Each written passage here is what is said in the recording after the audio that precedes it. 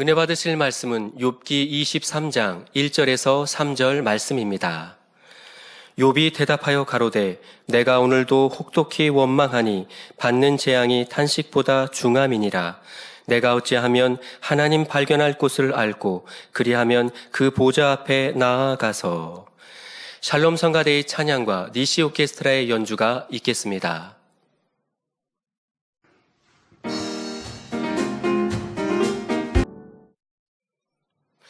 당회장 직무대행 이수진 목사님께서 욥기 강의 64번째 어떻게 하면 하나님을 만날 수 있을까 제야의 말씀 증거해 주시겠습니다. 월드 선결센터 대표 마크 바젤레프 목사님의 피아노 연주에 감사드립니다. 강단 헌화 소개합니다. 헌화자는 1963년생 여선교회이십니다. 지금까지 저희 한 영혼을 생명의 말씀으로 변화시켜 주시고 영육간의 강건함 주셔서 행복하게 신앙생활할 수 있도록 은혜 주신 아버지 하나님께 모든 감사와 영광을 돌립니다. 주님 다시 오실 그날까지 굳건한 믿음 가운데 힘차게 달려가 아름다운 새 예루살렘의 주인공이 되기를 소망합니다. 저희 63년생 여선교회 회원들이 회갑을 맞아 감사와 사랑을 담아 강단 헌화로 드립니다. 네, 감사합니다. 축하합니다. 회갑 맞으셨다고 하시던데요. 그런데 얼굴을 뵈니까 너무 젊어 보이셔서 우리 세상 사람과는 큰 차이가 있구나라는 생각을 했는데 사진을 보셔도 그러실 것 같아요. 예, 무엇보다 우리 영혼이 행복하고 충만하면 육적으로도 더 회춘하고 강건하지 않습니까? 우리 만민의 성도님들의 모든 삶이 그리하시기를 바랍니다.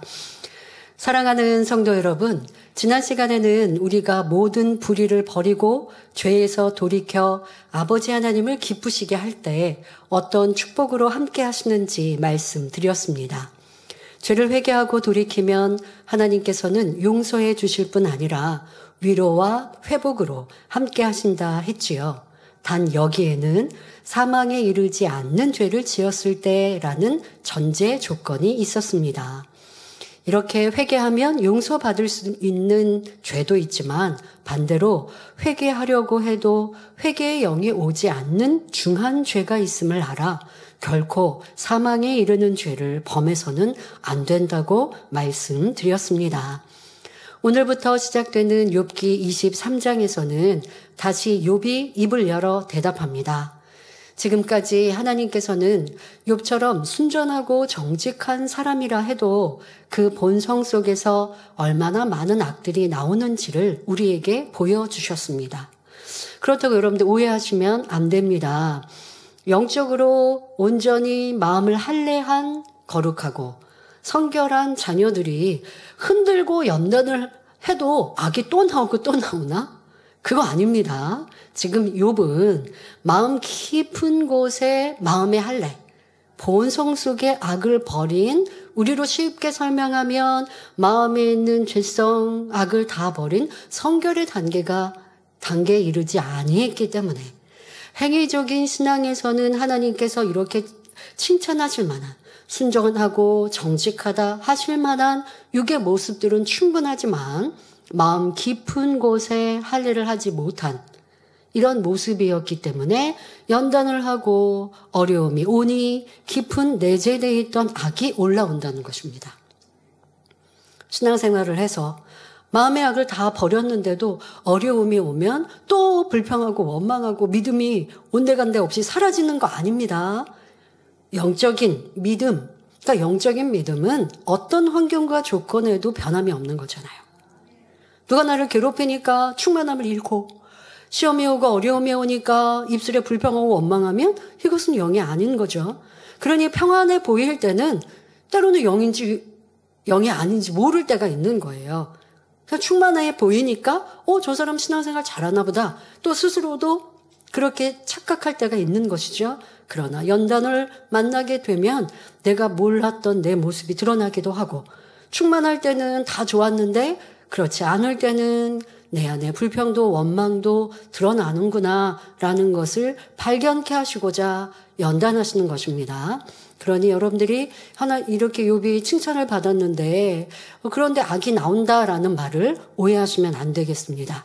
또 욥의 친구들의 말과 행동을 통해서 사람의 마음이 얼마나 추하고 간사한지 낱낱이 알게 해주셨습니다. 이는 욥과 친구들의 모습에서 바로 우리 자신의 모습을 발견하고 변화되어 성결을 이루기를 원하시기 때문입니다. 내가 충만할 때, 환경과 조건이 평안할 때, 그럴 때는 다 좋을 수 있다고요. 누가 조금 힘들게 해도 웃고 넘어갈 수 있어요. 내 짜증의 혈기가 올라올 때도 조금 다스릴 수 있어요. 다스렸더니 이내 평안해졌어요. 그러면 이것이 내 안에 있었다는 것조차도 잊어버리며 신앙생활 할 때도 있죠. 그런데 그게 진짜가 아니라는 것이죠. 어려울 때, 힘들 때, 흔들어 봤을 때 무언가 나오면 그게 내 안에 있는 죄악이라는 걸 우리는 기억하고 명심하여 그 죄의 뿌리까지 뽑아 버려야 아버지 원하시는 참 자녀요 성결이라는 것. 이 성결의 복음은 이제까지 그걸 설명했어요, 여러분. 그런데 교회가 평안할 때, 하나님의 그거 놀라운 권능을 우리가 무한히 볼 때, 그럴 때는 우리 안에 악도요 쉽게 다스려지고, 그리고 또 버려진 것 같이 느껴질 때가 있었죠. 그런데 연단을 만나고 어려움을 만나니 버린 것 같았는데 또 올라옵니다. 버렸는데 환경 때문에 다시 더러워진 이런 경우도 있을 수 있지만 웬만한 경우들은 내가 많이 잘라버렸지만 나무 이 밑둥이 남아 있었고 뿌리가 남아 있었던 것에서 다시 자라난 것. 그러니 내가 온전한 성결을 이루지 못한 모습들을 찾아내야죠. 그런데 어떤 경우는 난 영의 믿음 받았고 영의 믿음은 성결돼서 주신 거 아닙니까? 그런데 우리는 그런 믿음의 분량을 체크받을 때 항상 전제 조건이 무엇이었습니까? 목자의 채우신 공의. 그거 여러분들 지금 무슨 말인지 이해되시죠? 목자와 함께 할 때의 우리의 신앙생활과 그렇지 않을 때 너무나 달라진 내 모습? 그러면 그게 뭐예요? 이게 진짜 내 모습이라고요.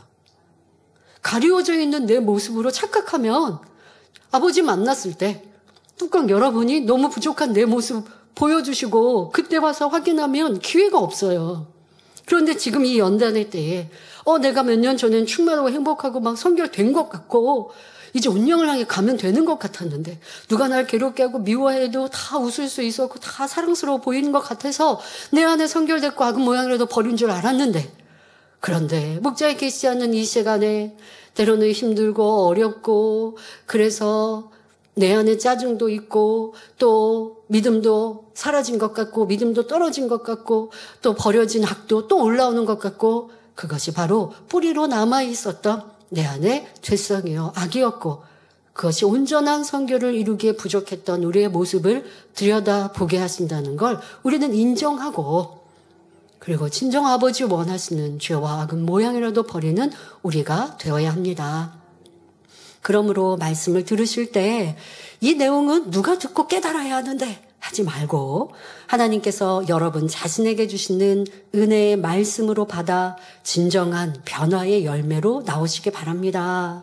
이제 오늘부터 욥의 욥이 변명하는 말들 나오지 않습니까? 그럼 욥이 하나님을 원망하기도 하고 자기 잘못이라고는 조금 더 인정하지 못합니다. 여러분도 우리 삶에서 얼마나 이런 일들이 많은 줄 아십니까? 누가 나를 괴롭게 하고 힘들게 하면 저 사람 때문에 내가 애매히 이렇게 고난을 받고 어려움을 당하고 아니요. 내 안에 서운함도 있고 나를 드러내고자 하는 마음이 있어서 힘들고 지치고 괴로움을 느낀다는 것. 이러한 악을 보게 하시는구나라고 인정해야 그 어려움을 빨리 이길 수 있는데 인정하지 않고 자꾸 환경 탓하고 누구 탓하고 변명하고 있으니 욥의 연단처럼 길어질 수밖에 없는 것임을 알아서 이제 우리를 정확히 발견하고 깨어지는 모습이 되시길 바랍니다. 본문을 보면 욥의 원망이 갈수록 심해져 가고 있음을 알 수 있습니다. 욥기 23장 1절 2절에 욥이 대답하여 가로되 내가 오늘도 혹독히 원망하니 받는 재앙이 탄식보다 중함이니라 말합니다. 자, 이 말만 들어도 왜 연단을 받아야 하는지 우리는 느낄 수가 있는데 당사자인 욥은 이 말을 하면서 자신을 발견하지 못하죠. 우리가 그렇다는 거예요. 내가 짜증하고 불평하고 원망하고 있는데 이것 때문에 연단이 길어지고 있는데 이것 때문이라고 생각하지 않고 자꾸 환경 때문에 저 사람 때문이라고 말하고 있는 내 모습이 욥과 같다 하는 것을 알아야 합니다. 하나님께서 욥의 자녀들을 데려가시고 재물을 다 거두어 가셨을 때까지만 해도 욥은 인내하고 감사하며 하나님을 원망하지 않았습니다. 그러나 자신의 온몸에 악창이 나서 더 이상 견디기 어려워지자 원망과 탄식이 나오기 시작했지요. 그때부터 계속하여 하나님을 원망해 왔는데 점점 고통이 심해지니 이제는 혹독히 원망한다라는 표현까지 나오는 것을 볼 수 있습니다. 욥이 원망을 하되 혹독히 원망할 수밖에 없는 이유는 자기에게 임한 재앙이 자신의 탄식보다 더 크기 때문이라고 말합니다. 친구들아, 내가 이유 없이 원망하겠느냐? 내가 지금 받는 고통이 나의 탄식보다 더 크기 때문에 혹독히 하나님을 원망할 수밖에 없지 않느냐? 이렇게 말하고 있는 것입니다. 자, 여러분들이 세상 삶을 살아갈 때도 때로는 어떤 일에 내가 피해를 봤다라고 느끼는 일들이 있을 수 있습니다. 어떤 사람과의 관계에서든 아니면 회사든 사회생활을 하면서 어떤 내가 그로 인해 피해를 봤다라고 할 때 그래도 선이 있고 하는 사람은 그냥 내가 피해보고 말지.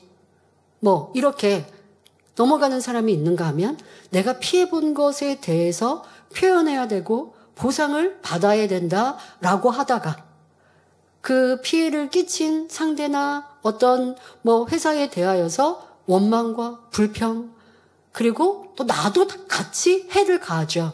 그런데 해를 가할 때 내가 악을 행한다고 생각합니까? 내가 어려움을 당한 것에 대해서 나는 이렇게 행동하는 거다라고 변명하고 이유하죠. 그러면 선을, 진리를 배운 우리는 어떠해야 합니까? 누가 나를 애매히 힘들게 하고 어렵게 해도 피할 수 있으면 피하면 되지. 같이 내가 받은 만큼 나도 돌려줘야 돼? 아니면 저 사람 나를 이렇게 때로는 해코지했으니까 그럼 나도 그 사람의 악을 밝혀야 돼? 라고 산다면 이 세상이 어떻게 될까요? 욥이 지금 하나님께 대해 그렇게 원망하는 이유를 설명하지만 이유가 될 것도 아니지만 이 자체가 악이지만 욥이 하나님에 대한 원망 자체가 자기 스스로 오해였다라는 걸 우리는 알고 있죠. 하나님의 사랑을 깊이 알지 못하니 하나님은 의인인 나를 이렇게 괴롭히신다. 이 전제 조건 안에 있으니 내가 하나님에 대한 원망은 하나님이 내게 가하신 이런 괴로움과 나를 힘들게 하셨던 거에 비하면 아직 나는 다 하지도 못했어. 이렇게 말하는 것이죠. 세상에서 그런 말들 많이 하지 않습니까? 원망하고 불평하고 상대를 막 욕하면서 상대방이 나한테 한 거에 비하면 나 이거 별거 아니야 라고 말하지만 그것이 바로 사람의 악이라는 것. 그런 악이 쌓이고 쌓여서 결국 다 나에게 해로 온다는 것을 알아서 우리는 그렇게 대항하지 맙시다. 때로는 내가 손해를 보는 것 같으면 그냥 피해버리고 하나님이 해결해 주시고 하나님이 도와주시고 나의 원통함을 하나님이 풀어주시니 내가 사람에게나 육으로는 이 원통함을 풀어서 싸우고 다투지 않는 것. 그것이 하나님의 자녀된 우리의 본분이요 하나님을 의뢰하는 진정한 믿음의 사람들입니다. 그런데 욥은 지금 그리하지 않고 있죠. 그리고 자기가 토해내고 있는 이런 불평과 원망은 다 이유가 있고 그리고 나는 지금 더 해도 내가 받는 이 괴로움에 비하여 나는 아직 원망 다 하지 못했다라고 말하고 있습니다. 욥이 견딜 수 있는 한계에서 벗어나 얼마나 큰 고통을 당하고 있는 상태인지를 잘 표현한 말입니다. 흔히 사람이 참을 수 없는 고통을 당할 때 차라리 죽고 싶다. 이 고통을 당하느니 차라리 죽는 게 낫다라고 말하는 것과 같은 상황이지요. 성도 여러분, 그러면 여러분들이 욥과 같은 처지에 있다면 어떻게 하시겠습니까? 여러분의 자녀와 재산을 하나님이 다 거두어 가셨을 뿐 아니라 온몸에 악창이 생겨서 아니면 온몸에 질병이 생겨서 견딜 수 없는 고통을 받고 있습니다. 게다가 배우자나 일가 친척이 여러분을 떠나고 아랫사람들에게까지 갖은 수모를 당하고 있습니다. 또 믿었던 친구들은 여러분을 위로하기는커녕 오히려 악하다고 판단 정죄하며 비웃습니다. 여러분이 이렇게 비참한 상황이 된다면 욥처럼 혹독히 하나님을 원망하며 교회를 떠나시겠습니까? 아니면 모든 상황 속에서도 하나님을 믿음으로 감사하며 기도하시겠습니까? 만일 나는 결코 하나님을 원망하지도 않을 것이고 하나님을 떠나지도 않을 것이다 라고 자신 있게 말할 수 있다면 이런 분들은 진정 믿음이 있는 분일 것입니다. 그러나 사람이 본성 속에 있는 간사함, 변개함의 속성을 온전히 버리고 성결을 이루기 전까지는 자기의 마음을 자기 자신도 모릅니다. 하나님께서 순전하고 정직하다 칭찬하셨던 욥도 감당할 수 없는 시험과 환난 앞에서는 온갖 악들이 드러나는 것을 볼 때 온전히 성결을 이루기 전에는 어느 누구도 내일 일을 장담할 수 없는 것입니다. 호교 성도님들, 지금같이 여러분이 욥과 같으면 어떠하시겠습니까? 하나님을 떠나지는 않으시겠습니까? 라는 질문을 할 때 아니 나는 하나님 안 떠났으니까, 교회 안 떠났으니까 욥보다 낫다라고 생각하시면 또 안 됩니다. 욥의 상태는 구약시대의 상황이기 때문에 신약시대의 우리로 본다고 하면 믿음이 꽤 큰 것이고 아직 성결은 이루지 못했지만 반석도 이미 지난 지금 영에 이르지 조금 못한 이와 같은 모습이에요. 그러면 앞서도 말씀드린 대로 나는 믿음의 체크를 받을 때 이미 영인데 그러면 욥보다 나은가요? 아니라니까요. 우리는 내가 채운 공의가 아닌 목자의 채우신 공의로 인하여 온전한 성결을 이루지 않았으나 영의 믿음으로 체크받은 부분들, 그렇게 체크해 주셨으면 그 힘을 받아서 이제 온전한 성결은 죄의 뿌리조차도 다 버려야 되는 거거든요.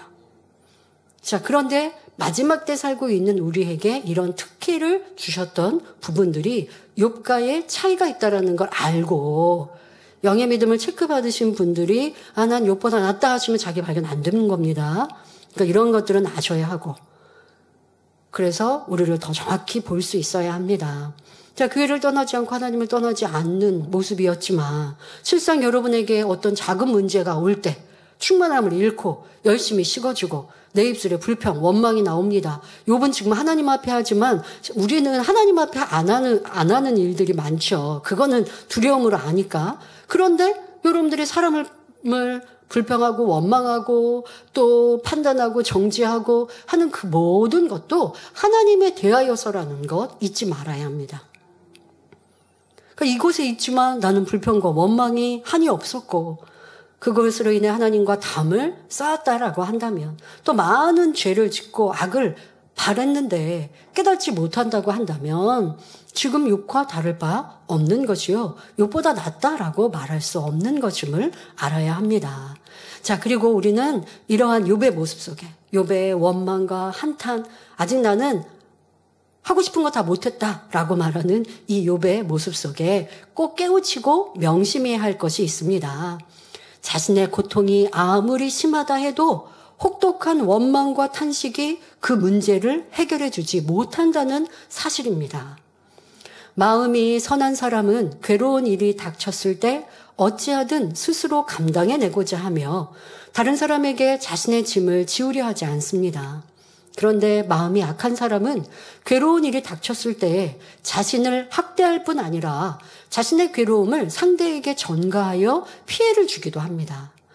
고통스럽다는 이유로 마구 소리 지른다거나 다른 사람을 붙잡고 하소연함으로 상대를 힘들게 하는 것입니다. 또 앞서도 말씀드린 것처럼 저 사람이 나를 해코지했으니 나도 갚아줘야 돼. 이런 모습으로 상대방이 예를 들어 나한테 100의 해를 끼쳤어요. 근데 나는 갚아주는데 50밖에 안 한 거야 하면서 악하다고 생각하지 않으면 하나님의 사람이라 말할 수 없는 것이죠.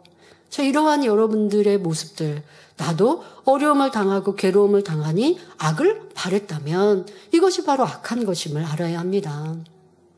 하나님께서는 힘들고 괴로울 때 우리에게 어떻게 하라고 하셨습니까?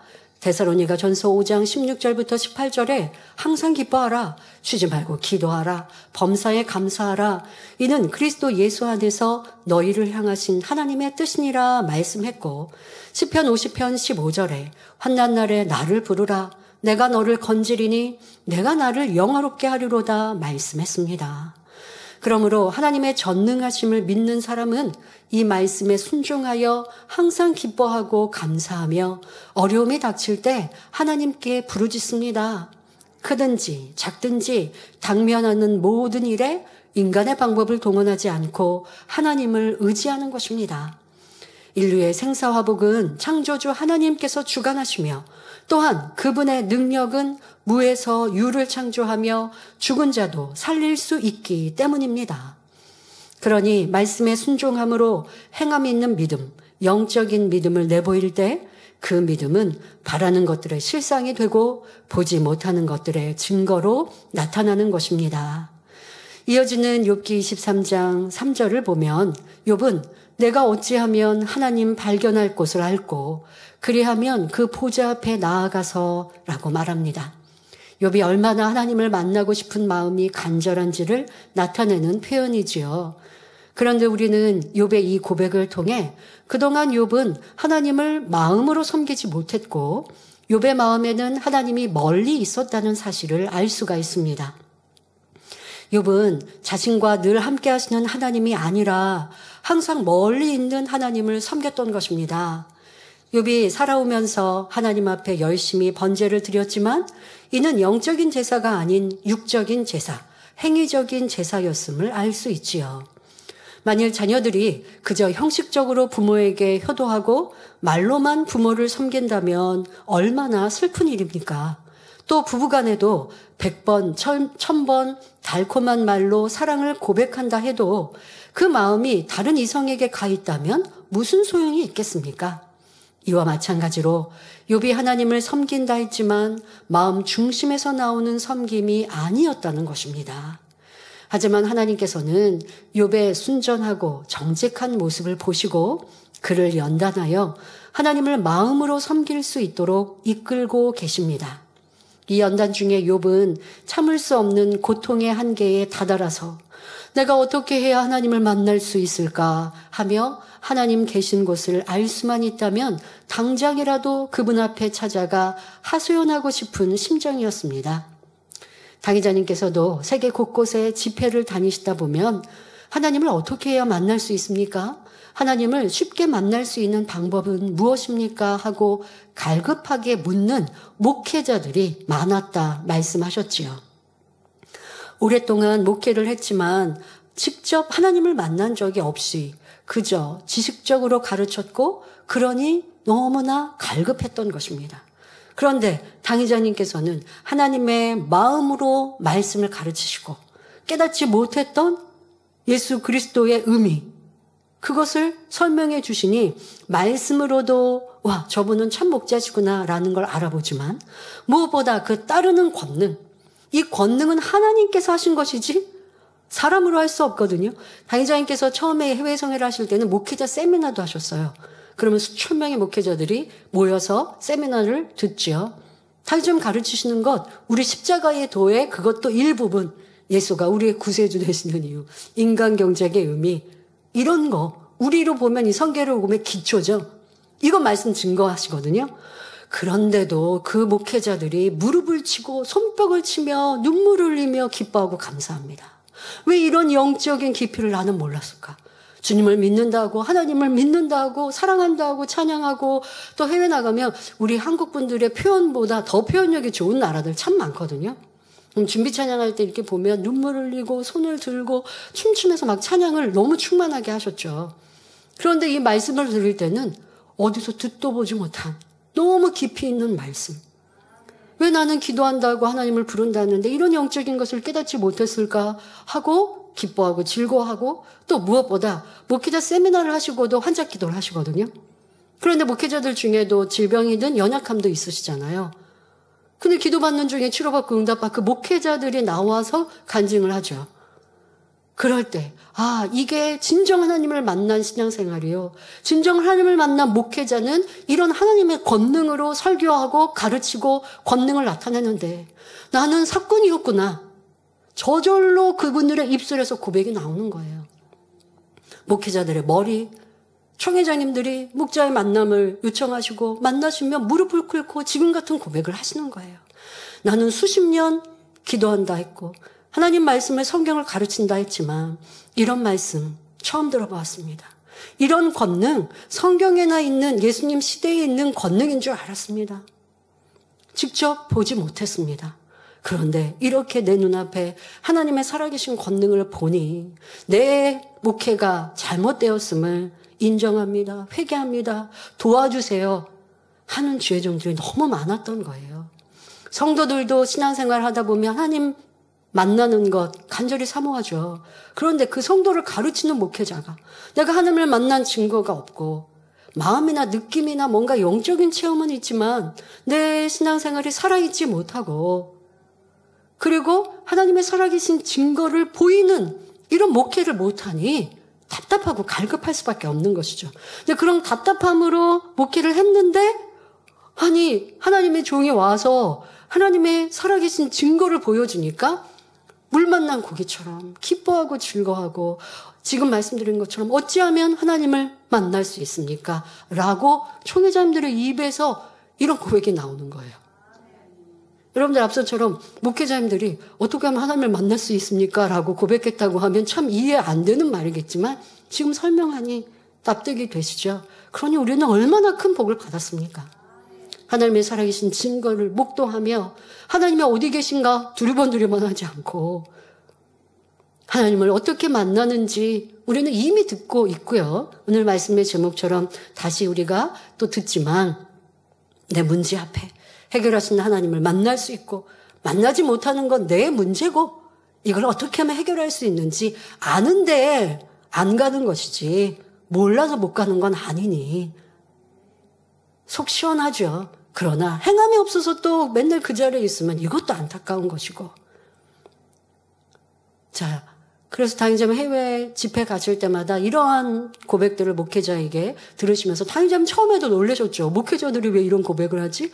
그런데 하나님의 이 권능의 역사를 목도하지 못했고 내가 나타내지 못하니 안타깝게 하나님을 만나는 비결을 가르쳐 주세요. 이런 권능을 어떻게 받을 수 있습니까? 이런 세미나를 해주세요. 라고 요청하실 수밖에 없는 것이죠. 자, 여기서 목회자님들이나 또 우리가 설명하는 하나님을 만난다는 것은 하나님의 실체를 보는 것을 의미하는 것이 아니라 질병의 치료, 문제 해결, 소원의 응답 등 여러 모양으로 하나님의 살아계신 역사를 체험하는 것을 말합니다. 그러면 우리가 어떻게 해야 하나님을 만날 수 있을까요? 욥이 안타깝게 내가 어찌하면 하나님 발견할 곳을 알고 한 대로 하나님은 어디에 계실까요? 우리 하나님은 빛이시요 선이시며 진리 자체이시기에 그 안에 빛, 선, 진리 그 안에 계십니다. 그러니 첫째 우리가 빛 속으로 선 속으로 진리 속으로 들어가면 하나님을 만날 수 있습니다. 내가 죽어서 이제 천국 가야 하나님 만나지가 아니고 이 하늘에서는 이 땅에서도 우리는 하나님 만나는 길이 있는데 직접 눈으로 하나님을 본다고 하나님을 만나는 것이 아니라 내 문제를 해결해 주시고 응답해 주시고 그 사랑을 나누는 이런 하나님의 만남을 항상 영위해 가야죠. 이것이 바로 살아있는 신앙생활입니다. 하나님은 그러기를 원하십니다. 그 방법 첫 번째가 빛이신 하나님, 선이시오 진리 자체이신 하나님 그 안으로 들어가면 됩니다. 요한일서 1장 5절에 하나님은 빛이시라 그에게는 어두움이 조금도 없으시니라 했고 요한복음 1장 1절에 말씀은 곧 하나님이시니라 했습니다. 이처럼 빛은 하나님 자체이며 하나님의 말씀을 의미합니다. 따라서 우리가 진리인 하나님의 말씀대로 행하는 것이 바로 빛 가운데 거하는 것이지요. 반대로 어둠은 원수마귀에게 속합니다. 그러므로 어둠에 속하는 악과 비진리를 벗고 하나님의 말씀대로 순종하는 것이 바로 하나님을 만나는 길이 되는 것입니다. 또한 선 속으로 들어가야 하나님을 만날 수 있습니다. 그런데 선에는 육적인 선과 영적인 선이 있습니다. 육적인 선은 사람이 태어난 후 부모와 형제, 선생님, 이웃을 통해 배웁니다. 또 여러 성현의 가르침을 통해 배우기도 하고 다양한 책을 통해 배우기도 합니다. 이것은 선이고 저것은 악이다. 이것은 옳고 저것은 그르다. 라는 것을 배우고 스스로 보고 듣고 느끼면서 나를 만들어가죠. 이렇게 세상에서 배운 옳음과 그름, 선과 악을 자신의 뇌세포에 있는 기억장치에 입력하고 마음 안에도 심어놓습니다. 이 과정에서 내가 선이라고 생각하는 것을 양심이라 하며 선악의 판단 기준으로 삼습니다. 그런데 사람들은 각기 다른 부모, 다른 환경, 각기 다른 교육 속에 가르침 받았기에 각자 다른 육적인 선을 만들었고, 그러니 사람마다 양심, 선악의 기준이 다 다릅니다. 예를 들어 작은 것이라도 남의 것을 몰래 가지면 안 된다 가르침 받은 사람과 그런 가르침을 받지 않았거나 그런 양심을 만들지 않은 사람은 아니 그 정도는 도둑질이 아니야, 악한 일이 아니다 라고 대수롭지 않게 생각하는 사람도 있습니다. 예를 들어 어린이집 유치원에서 친구 장난감 그거를 이제 가지고 왔어요. 그런데 부모님이 엄마가 가방 정리하다가 이 아이의 내 자녀의 장난감이 아닌 거를 보고 너 이거 어디서 갖고 왔니? 너 이거 어디서 났어? 유치원에서 갖고 온 거야? 라고 물어봅니다. 아이가 내 누구 친구 거. 어떤 경우는 나 모르고 가지고 왔어 하는 경우, 아니면 내가 저거 갖고 놀고 싶어서 갖고 왔어 뭐 하는 경우, 뭐 이런 경우 차이는 있겠지만 가지고 왔습니다. 그럼 엄마가 확인했어요. 그러면 꼭 야단을 치라는 게 아니라 잘 설명해 주셔야죠. 이렇게 친구의 것을 친구에게 허락받지 않고 가지고 오는 건 잘못된 거야. 그러지 않고 꼭 필요하면 엄마한테 얘기하고 또 친구한테 하루 빌리겠다라고 허락을 받고 가져오면 되지만, 친구가 안 된다고 하면 그러면 가지고 오는 거 그건 안 되는 거야. 너도 만약에 너가 소중히 여기는 거 친구가 몰래 가져가면 어떻겠니? 라고 설명해 주시고, 그게 잘못이라는 걸 이 아이가 납득하고 깨달아서 다음에는 그렇지 않도록 가르침을 받는다면 이 아이는 그런 좋은 교훈이 남의 것을 취하고자 하는 욕심으로 자리 잡지 않겠죠. 근데 부모님이 아이가 이걸 그냥 친구에게 허락받지 않고 갖고 온 걸 알면서도 그래? 그러면 내일 꼭 갖다 줘라 라고 그냥 대수롭지 않게 얘기해요. 그럼 이 아이는 내일도 남의 친구 거 가지고 왔다가 다음날 돌려줘. 근데 이렇게 한 번, 두 번 돌려주면 됐는데 그 다음에는 이게 익숙해지면 돌려주지 않고 잊어버린다든가 이렇게 되는 거죠. 예전에 당회장님 원장님은 저희 개척 전에 옛날에는요 땅에 10원짜리 100원짜리 이렇게 떨어지면 그거 횡재하는 거거든요. 근데 어린아이들은 놀이터나 이렇게 동네에서 흙장난 하다 보면 이렇게 발견할 수 있는 거예요. 그러면 그거를 저희는 부모님께 드리면 부모님은 어떤 경우는 가르침을 주시기 위해서 경찰서에 갖다 드려라 할 때도 있고, 이거는 작은 액수지만 이런 교훈을 갖게 하기 위해서 그렇게 하실 때도 있고, 그렇지 않으면 누구 주인을 찾아줄 수 없는 상황이라고 하면 이번 돌아오는 주일 헌금통에 넣자라고 가르쳐 주셔서 너가 그거 횡재했구나, 너 오늘 그 간식 먹어, 이렇게 하신 적이 없어요. 그러다 보니 내가 남의 것을 취하려고 하는 마음을 갖지 않게 하셨죠. 뭐 이런 교훈들을 가진다고 하면 남의 것에 대해 욕심을 갖거나 내가 불로소득을 얻으려 하지 않는 이런 양심을 가질 수 있고, 그렇지 않고 어디서 내가 잃어버린 거 남이 분실한 거 가졌는데 이거 횡재했네 라는 마음으로 갖는다고 한다면 이것이 욕심으로 탐심으로 다음에는 더 이거 주인 없어 보인다? 그럼 가져오면 이게 도적질이 될 수 있는 것인데, 이런 양심의 차이, 선과 진리를 가르침받지 못하면 그런 선이 악인데 이것을 악이 아니라고 생각할 수 있는 것이죠. 그러니까 양심이 무뎌지거나 또 양심이 바르지 못한 이런 모습이 될 수 있는 것입니다. 또한 양심은 시대와 나라 또는 문화와 지역에 따라 많은 차이가 납니다. 그러므로 우리의 양심은 선악을 분별하는 절대적인 기준이 될 수 없습니다. 지금 예를 들어드린 대로 사람마다 다 다르다니까요. 그러니 내가 옳아, 이건 선이야 라고 하는 이 양심과 가치 판단 기준이 옳은 것이 아님을 인정해야 여러분들이 빨리 변화되는데, 우리는요, 내가 생각하는 것, 또 내 양심, 이게 우리의 잣대가 돼 있고 기준이 돼 있어요. 그러니까 그것으로 옳다, 그러다 상대를 보고 평가한단 말이에요. 근데 그걸 하지 말라고 하는 게 진리의 가르침이에요. 나는 틀릴 수 있어. 내 양심이 온전히 바른 것이 아니야. 이걸 여러분들 대예배 때도 들으셨잖아요. 우리 생각이라는 거. 그리고 지금도 이 선의 기준을 설명해 드리잖아요. 그런데 이런 말씀을 들어도 여러분들은 무엇을 듣거나 볼 때 내 생각 속의 기준으로 자꾸 상대를 평가하고 있잖아요. 이걸 하지 말아야 된다니까요. 근데 내가 살아온 날, 또 우리의 기본이 그렇게 세팅이 돼 있어요. 내 양심은 옳아. 내 생각은 옳아. 이게 내 잣대야. 그것으로 보고 듣고 느끼는 것을 평가해. 내가 심판자가 되는 거고 내가 재판자가 되고 있어요. 이걸 내려놓아야 진리의 선, 아버지의 선을 채울 수가 있는 거라는 겁니다. 그래야 하나님의 선 안으로 들어갈 수 있습니다. 우리는 오직 진리 자체이신 하나님 말씀만이 선하게 절대 기준이 되어야 합니다. 그러니 내 양심의 기준에서 아무리 선이라 생각하며 옳다 주장해도 하나님께서 악이라 하시고 옳지 않다고 하시면 육적인 선이요 자기 의인 것입니다.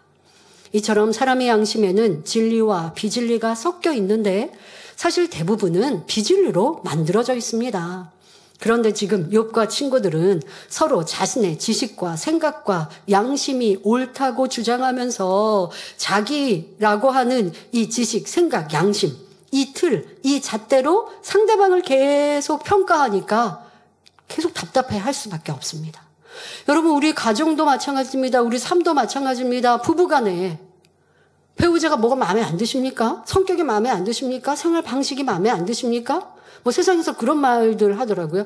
예를 들면 치약을 뭐 가운데로 짰느니 밑에서 짰느니 뭐 이런 걸로 다투신다고들 얘기합니다.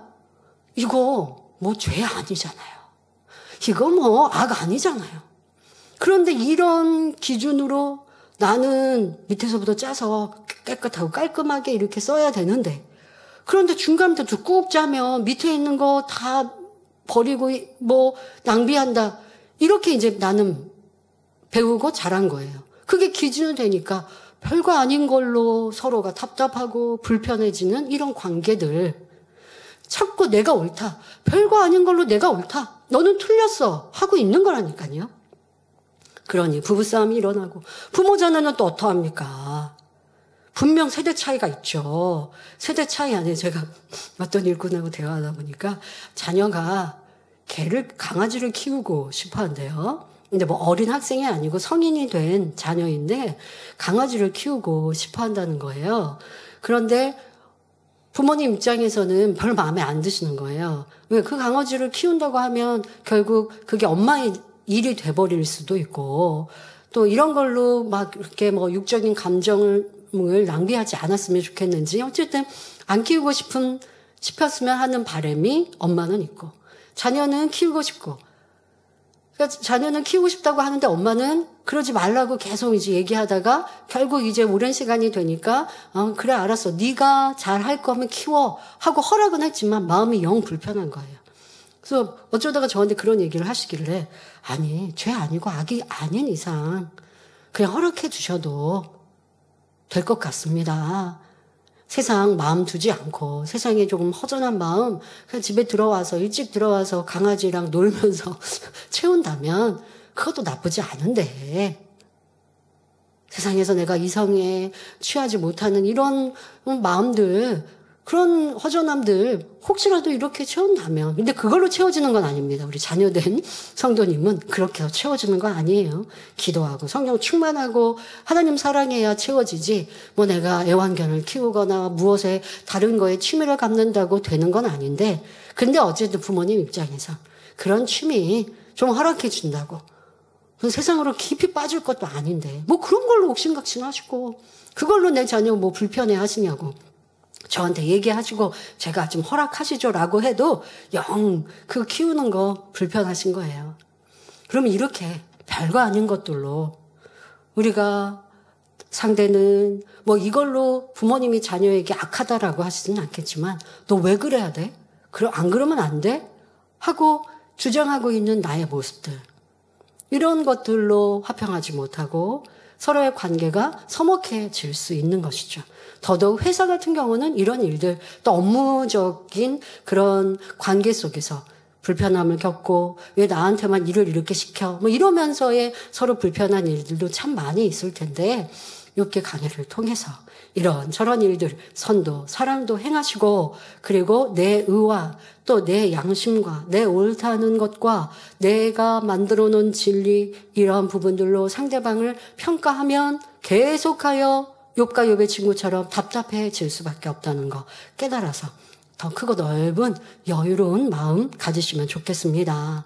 각자가 만들어 놓은 양심, 선악의 판단 기준으로 서로를 바라보고 있기 때문에 이 친구들은 지금 계속하여 만나지 못하는 평행선을 달리고 있습니다. 하지만 하나님께서 보실 때는 양쪽 다 옳지 않습니다. 자신의 가치 기준으로 만들어 놓은 육적인 선은 하나님과 상관없기에 우리는 육적인 선이 아닌 영적인 선을 가져야 합니다. 육적인 선으로는 하나님을 만날 수가 없고 영적인 선을 가져야 하나님을 만날 수 있습니다. 그래서 어떤 일꾼들은 그러세요. 우리 교구장님은 정확하게 내 안에 있는 비진리 또 선과 사랑에 미치지 못한 것을 이렇게 꼭 집어서 터치해 주셔서 참 행복합니다 라고 얘기하시는 거예요. 야, 그런 일꾼도 복되고 또 그렇게 영적인 신방을 하시는 주의종님도 참 감사한 마음이 들었습니다. 그래서 그냥 육적인 선이라면 어려움을 만나면 위로해주고 아유 그래도 하나님이 도와주실 거예요. 저도 기도해 줄게요. 듣기에는 참 좋은 말인 것 같지만 문제 해결은 안 되죠. 그런데 문제가 생겼을 때 그것을 꼭 집어서 문제가 왜 왔는지 성령의 음성을 들어서 이런 것을 고쳐야 하고 내가 상대를 답답해하는데 상대방이 잘못된 게 아니라 나의 부족함을 발견합시다 라고 지금 신방받을 때는 조금 아픈 것 같지만 그게 영적인 수술인 것이죠. 그래서 온전히 아멘하고 받아들여서 나를 비춰보고 회개하고 돌이키니 문제가 해결되는 것이죠. 이러한 영적인 상담, 육적인 선과 영적인 선의 차이처럼 영적인 대화, 영적인 신방, 영적인 상담 그것이 우리에게 영적으로 살아가는 것이죠. 근데 그렇지 않고 위로받기만 원하고 육적인 선으로 나도 상대에게 대하고 상대방도 나한테 그렇게 대하는 것을 즐거워한다면 여러분들은 영으로 성장할 수 없습니다. 나는 육적인 선을 행하는가 영적인 선을 행하는가 또 육적인 선으로 위로받기만을 바라는가 아니면 영적인 진리의 가르침으로 정확히 교훈 삼고 변화되기를 원하고 있는가 이러한 것도 돌아보면 좋겠습니다. 자, 영적인 선이란 진리 자체이신 하나님으로부터 오는 선을 말합니다. 하나님의 근본 속성이 선이며 하나님의 생각과 뜻 자체가 선입니다. 다시 말하면 영적인 선이란 하나님 자신이요 진리 말씀으로 변함이 없는 것이며 참입니다. 그러므로 우리가 영적인 선을 가지려면 하나님 말씀을 통해 내가 깨닫지 못했던 자신의 악과 의와 틀을 발견하고 버려나가야 합니다. 그래서 우리가 하나님의 선에 점점점 닮아가면 하나님 닮은 자녀가 되는 것이고 하나님의 사랑을 받는 거예요. 그래서 은사 집회 때 하나님이 기뻐하시는 선, 그래서 그런 선에 이른 믿음의 선진들의 모습을 여러분들 전해드리면 우리가 듣기만 해도 감동이 됩니다. 그리고 그러한 하나님이 기뻐하시는 하나님의 속성인 이 선을 온전히 행하신 이런 믿음의 선진들은 죽음 앞에서도 하나님의 역사, 하나님을 만나 살아났지 않습니까? 우리도 그러한 삶을 살기 위해 육적인 선이 아니라 영적인 선. 그러니 예배하고 기도할 때 내 안에 악을 발견하고 그것을 날마다 빼내 버리는 이런 작업을 이루어야 합니다. 나는 날마다 죽노라 고백한 사도 바울과 같이 자기를 발견하여 비진리의 마음을 버리고 주님이 내 마음을 차지하실 수 있도록 그 자리를 내어드려야 하는 것입니다. 그리고 하나님 말씀 안에 있는 영적인 선을 행해 나가면 진리가 내 안에 들어와 자리 잡게 됩니다. 이렇게 진리 자체가 내 안에 임할 때 곧 주님이 나와 함께 하십니다. 또한 말씀은 곧 살아계신 하나님이시므로 우리가 말씀대로 행하는 만큼 하나님께서 우리의 삶을 보장해 주십니다. 요한복음 15장 7절에 너희가 내 안에 거하고 내 말이 너희 안에 거하면 무엇이든지 원하는 대로 구하라 그리하면 이루리라 하신 말씀대로 이루어지는 것입니다. 그러므로 이제까지 자신이 이루어온 육적인 선을 버리고 영적인 선으로 채우심으로 선 속에 거하시는 하나님을 늘 만나고 체험하시기 바랍니다. 우리가 하나님을 만나려면 둘째로 하나님을 간절히 찾아야 합니다. 잠언 8장 17절에 나를 사랑하는 자들이 나의 사랑을 입으며 나를 간절히 찾는 자가 나를 만날 것이니라 말씀합니다. 그러면 우리가 어떻게 하나님을 간절히 찾아야 하는 걸까요?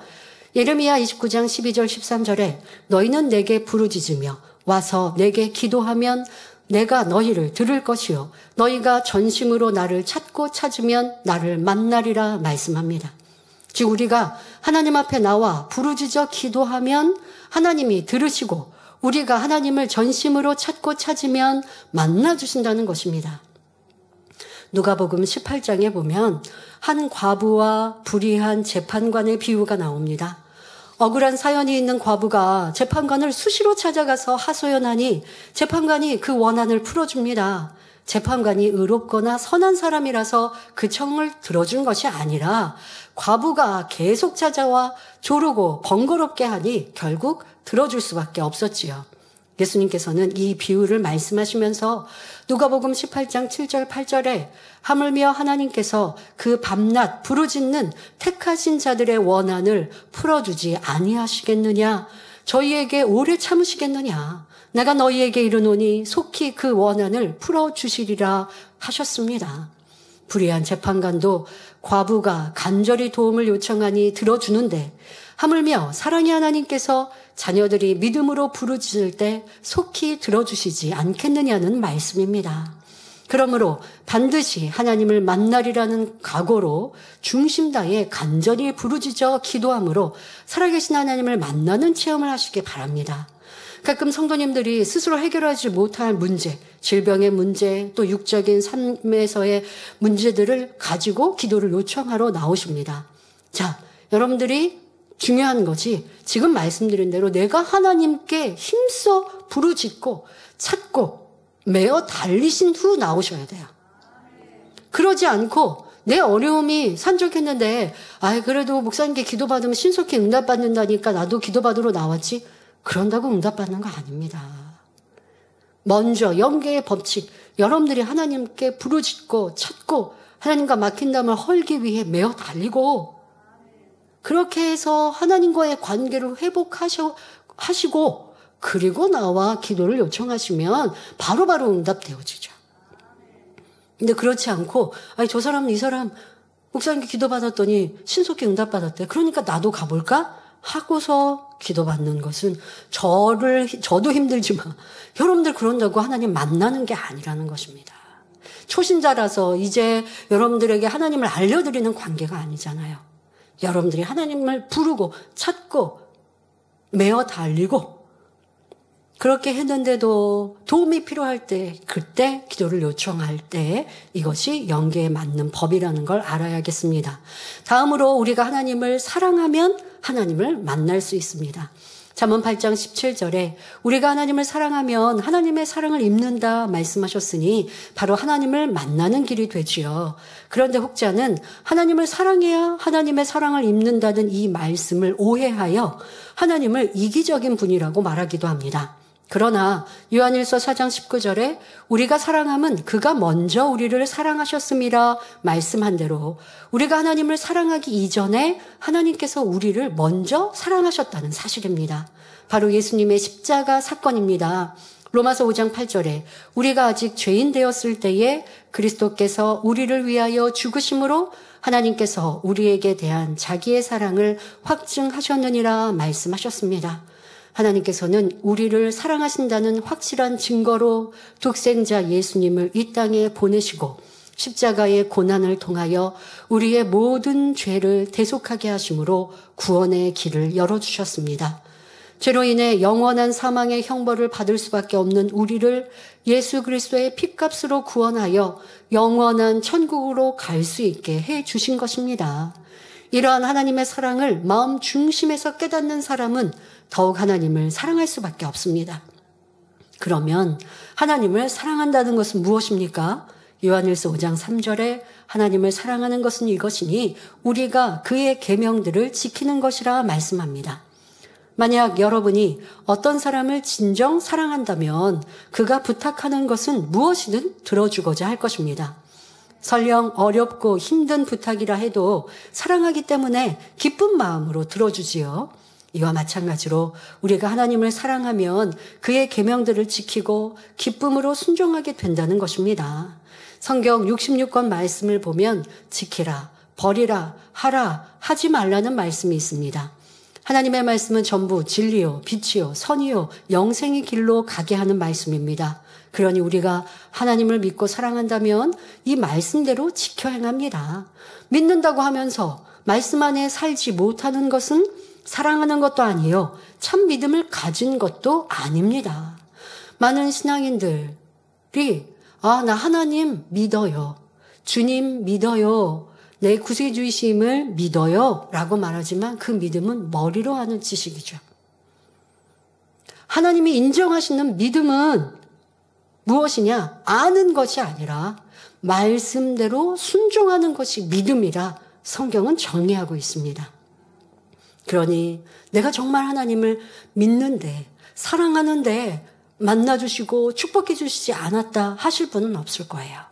머리로 아는 지식적인 믿음에 불과하니 행함이 없었고, 그러니 절실히 하나님의 도움을 필요하여서 구하여도 응답받지 못하고 하나님을 만나지 못하였던 나의 문제임을 알아 고쳐야겠습니다. 말씀을 읽고 들어서 아는 지식적인 믿음, 육적인 믿음, 이런 믿음은 진정 하나님이 믿음이라 하시지 않습니다. 이스라엘 백성들은 모세를 통하여 애굽에 열재앙이 임하고 홍해가 갈라지고 하늘에서 만나가 내려오는 것을 보았습니다. 직접 목도했죠? 체험했죠? 또 낮에는 구름 기둥으로, 밤에는 불 기둥으로 하나님이 함께 하셨으며 빽빽한 구름 가운데 모세와 더불어 말씀하심으로 믿을 수 있는 증거를 백성들 앞에 확실히 보여주셨죠. 자, 그러니 하나님을 믿는다 당연히 말하죠. 그런데 막상 하나님께서 가나안 땅에 들어가라고 명하셨을 때에 그들은 가나안 족속들에 대한 두려움으로 순종하지 않았습니다. 이때 하나님께서는 너희는 나를 믿지 못함으로 불순종했다고 하셨습니다. 출애굽한 백성들이 마음에서 진정 위대하신 하나님을 믿었다면 순종하여 가나안 땅에 들어갈 수 있었습니다. 이처럼 믿음이 없으면 말씀에 순종할 수 없고, 또한 말씀에 순종하지 않는 것은 하나님을 사랑하는 것이 아님을 알아야 합니다. 예수님께서도 요한복음 14장 21절에 나의 계명을 가지고 지키는 자라야 나를 사랑하는 자니 나를 사랑하는 자는 내 아버지께 사랑을 받을 것이요 나도 그를 사랑하여 그에게 나를 나타내리라 말씀하셨습니다. 하나님께서 우리에게 나타내 보이신다 말씀하십니다. 왜요? 사랑하니까. 우리가 하나님을 사랑하면 하나님도 우리를 사랑하여 우리에게 나타내 보이신다? 실물로 나타내 보이신다라는 의미가 아닌 우리가 만나고 체험하고 응답받고 축복받게 해 주신다는 것이지요. 우리가 하나님을 사랑함으로 계명을 지켜 행하면 하나님께서는 그저 받기만 하시는 것이 아니라 반드시 우리를 사랑하시는 증거를 나타내 주십니다.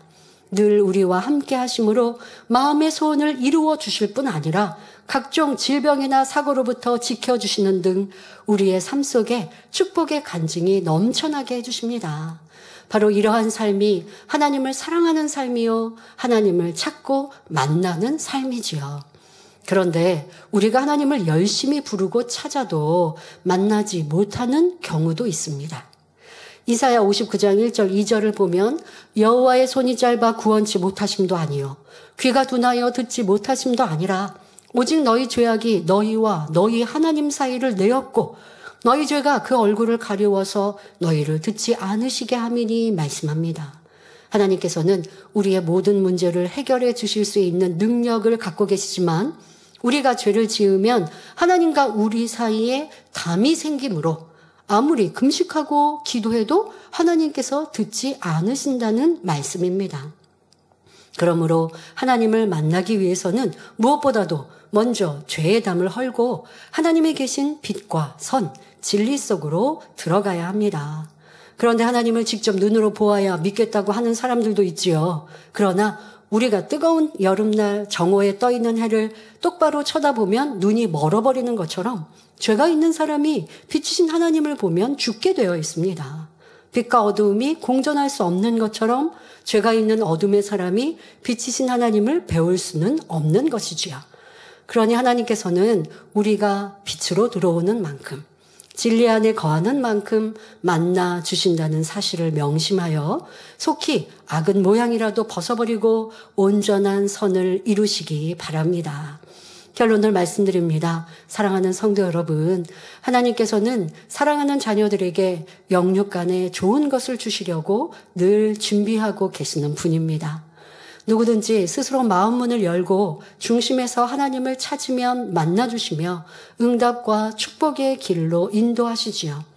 요한계시록 3장 20절을 보면 주님께서 볼지어다 내가 문 밖에 서서 두드리노니 누구든지 내 음성을 듣고 문을 열면 내가 그에게로 들어가 그로 더불어 먹고 그는 나로 더불어 먹으리라 말씀한 대로입니다.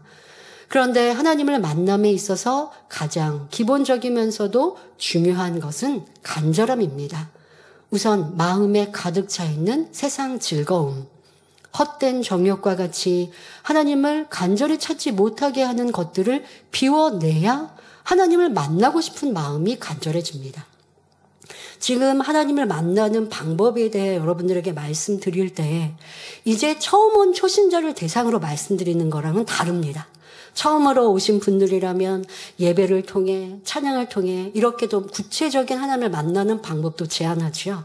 그런데 지금은 더 깊이 이미 하나님을 만나고 체험한 우리 성도들이 때로는 삶에서 하나님을 떠나기도 하고 하나님과 멀어진 관계를 회복하고 모든 삶에서 응답, 치료, 축복 하나님을 만나는 가까운 삶을 사는 방법을 말씀드리지 이제 처음 만난 하나님의 관계를 설명하거나 처음 하나님을 만나는 방법을 제안해 드린 게 아니죠. 여러분들이 하나님을 만나고 체험했는데 그런데 어느 순간 내가 하나님과의 관계가 서먹해졌다든가 간절히 하나님의 도움이 필요한데 구하여도 응답받지 못하면 오늘 말씀 안에 다 답이 있었을 것입니다. 자, 그런 여러분들 나도 다시 하나님과 뜨겁게 만나고 첫사랑을 회복하고 싶으십니까? 지금 말씀드린 대로 하나님을 간절히 찾고 다시 만나야 되고요. 성령 충만함을 회복하고자 하는 간절함이 있어야 돼요. 간절하지 못하게 하는 비질리의 마음. 대배도 말씀하신 대로 60년 정령, 안목의 정령, 이생의 자랑. 이런 것들이 내 안에 있으면 하나님을 만나야 된다라는 생각은 있어요. 왜? 하나님을 만났던 체험이 있으니까요.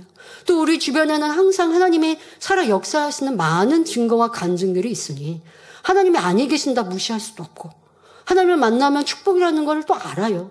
그런데 여전히 나는 세상이 좋고 죄악이 좋아요. 그러니 간절해지지가 않는 거예요. 여러분 손에 쥔 것을 내려 버려야 손이 펴져야 무언가를 잡지 않겠습니까?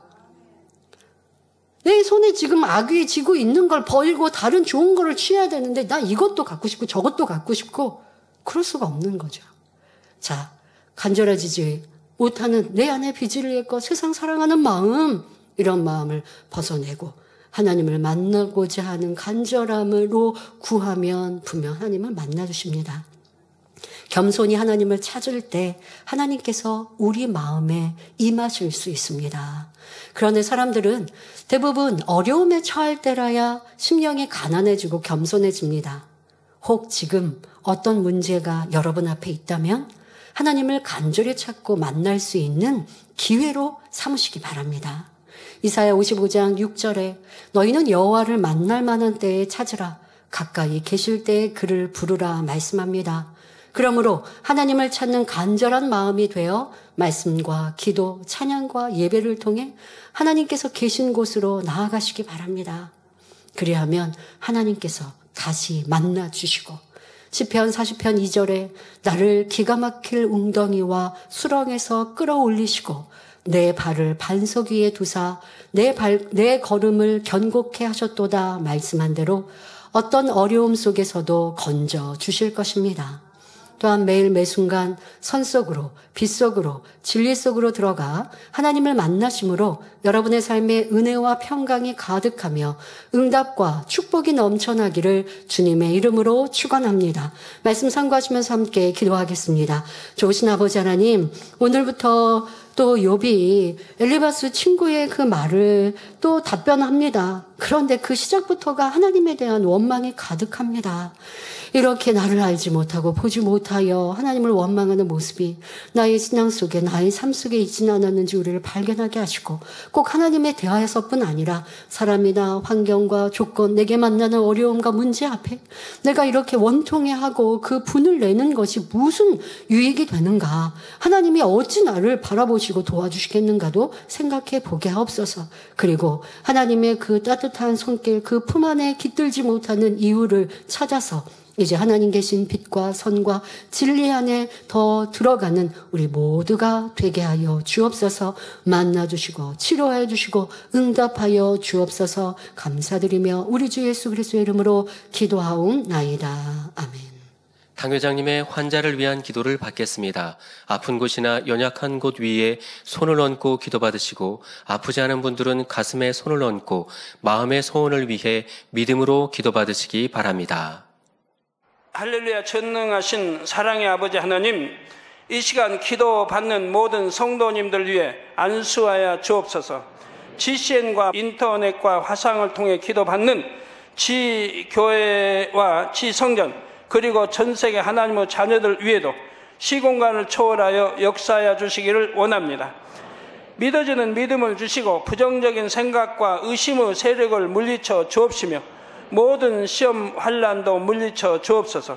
머리부터 발끝까지 오장육부, 뼈, 마디마디, 온몸의 신경, 조직, 세포 등 아픈 곳마다 성령의 불로 태우시고 근본의 빛으로 역사하여 주옵소서.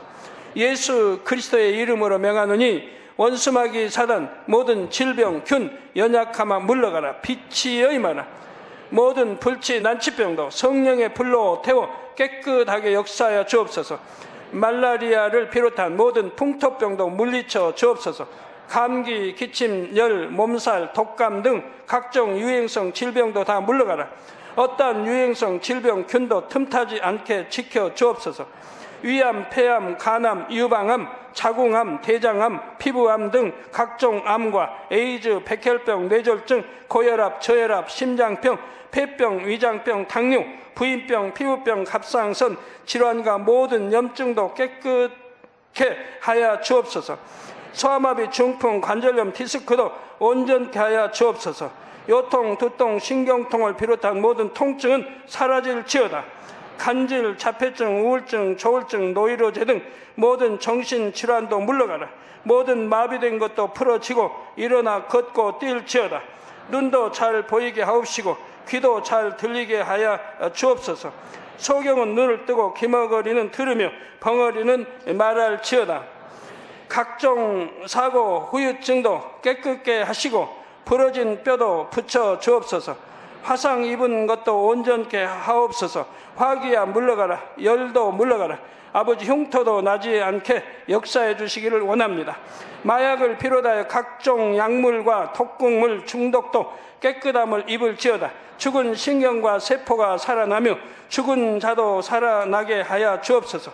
잉태의 축복도 주시기를 원합니다. 잉태 축복을 받으라. 예수 그리스도의 이름으로 명하노니 원수마귀 사단아, 하늘 공중 곳에 잡은 악의 영들아 물러가라. 그의 사자들도 물러갈지니라. 이 땅의 악한 영, 더러운 영, 거짓되고 간사한 영, 이간질하고 미혹하는 모든 어둠들은 물러가라. 모든 흉악의 결박을 풀고 어둠아 물러가라. 빛이 여임하라. 아버지 하나님, 부르짖어 기도할 수 있는 능력을 주시고 죄를 버리고 성결될 수 있는 능력을 주옵소서. 영혼이 잘됨같이 범사에 잘되게 하시고 가정의 복음화도 이루어 주시길 원합니다. 한 주간도 모든 사고와 재앙으로부터 지켜주시고 불통이 없는 형통한 삶을 살 수 있도록 축복해 주옵소서. 성령의 불담으로 천군 천사와 주님의 불꽃 같은 눈동자로 모든 하나님의 자녀들과 가정, 일터, 사업들을 지켜주시기를 원합니다. 학생들에게 지와 명철을 더하시고 공부도 할 수 있는 뜨거운 마음과 열정도 더하여 주옵소서. 마음과 생각을 세상에 빼앗기지 않도록 지키시고 하나님을 뜨겁게 사랑하는 학생들로 축복하여 주옵소서. 하나님의 자녀들이 먹으나 마시나 입으나 무엇을 하든지 하나님 앞에 영광 돌리는 삶이 되게 축복하여 주시기를 원합니다. 나는 하나님을 만났노라, 체험했노라, 응답 받았노라, 축복 받았노라, 간증하는 입술이 되게 역사하여 주옵소서. 아버지 하나님 감사합니다. 홀로 영광 받으옵소서. 우리 주 예수 그리스도의 이름으로 기도하옵나이다. 아멘.